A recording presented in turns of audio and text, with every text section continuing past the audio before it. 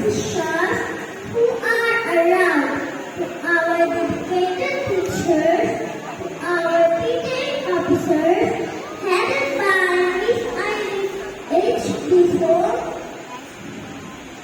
parents, friends, visitors, ladies and gentlemen, a pleasant morning to each and everyone.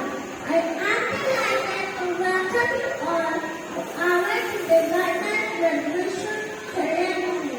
Today is a special occasion As as we gather to celebrate the accomplishment of our young graduates. It is heartwarming to see how much have grown and learned over the past year.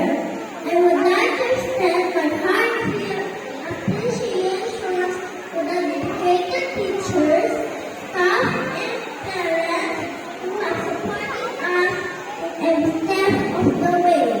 Your guidance, patience, and encouragement have made a positive impact in our learning journey. and And we are grateful for your curiosity, unwavering grateful for your unwavering commitment to their success. Once again, congratulations as kindergarten graduates. Today is a day to celebrate our achievements. thank Thank you for inspiring